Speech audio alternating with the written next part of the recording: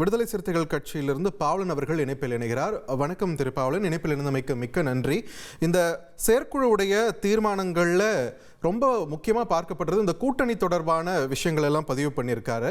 பாஜகவோடு கூட்டணி கிடையவே கிடையாது, அதே மாதிரி திமுகவுக்கு எதிரான தீர்மானங்களையும் நம்ம பார்க்குறோம். ஆனால் சில கட்சிகளோட பேரே அதில் மென்ஷன் பண்ணாத ஒரு சூழலும் இருக்கிறது. ஸோ வரும் நாட்களில் ஈக்குவேஷன்ஸ் தமிழக அரசியல் கட்சிகள் எல்லாத்துடைய தரப்புல இருந்தும் இந்த ஈக்குவேஷன்ஸ் மாறும் நம்ம எதிர்பார்க்கலாமா இந்த தீர்மானங்களை வச்சு?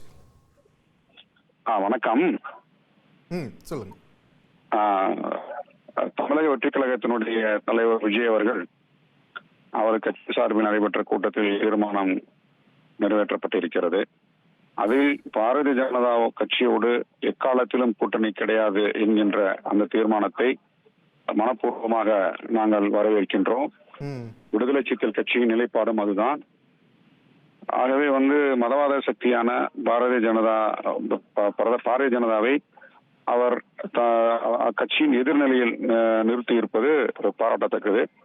அடுத்து திமுகவோடும் கூட்டணி கிடையாது என்பது அவருடைய நிலைப்பாடு. ஏனென்றால் ஒரு ஆளுங்கட்சிக்கு எதிராக அவர் அப்படி ஒரு நிலைப்பாடு எடுத்தால்தான் அவர் கட்சியை வளர்க்க முடியும்.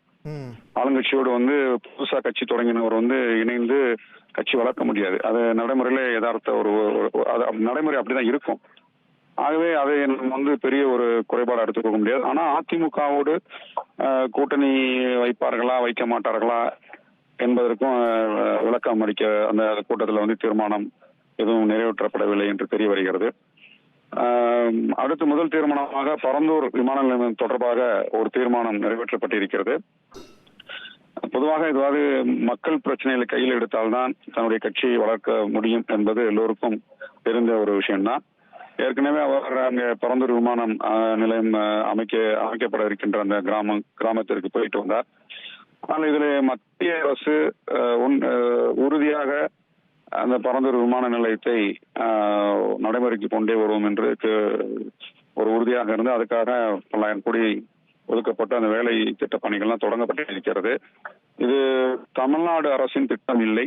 தமிழ்நாடு அரசு நிலம் கையகப்படுத்தி கொடுக்க வேண்டிய அந்த இடத்தில் மட்டும்தான் இருக்கிறது.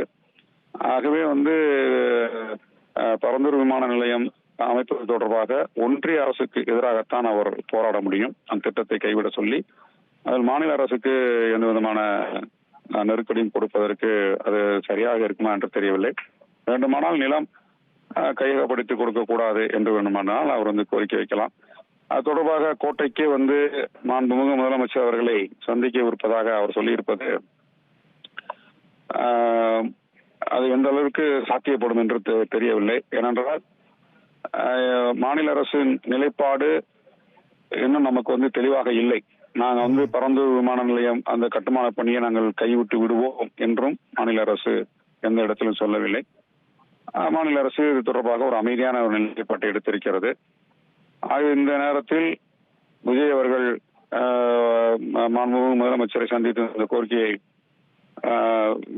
விடுத்தாலும் கூட அதில் பெரிதாக ஒன்றும் மாற்றம் நிகழ்ந்துவிட போவதில்லை. அது அரசியலாக அவருக்கு வேண்டுமானால் கொஞ்சம் பரபரப்பு செய்தியாக இருக்கலாம். ஆகவே அது ஒரு வெற்றி கொடுக்குமா, தமிழக வெற்றி கழகத்திற்கு அந்த முயற்சி வெற்றி கொடுக்குமா என்று தெரியவில்லை. நன்றி திரு பாவலன், இணைப்பில் உங்களுடைய கருத்துக்களை பகிர்ந்தமைக்கு.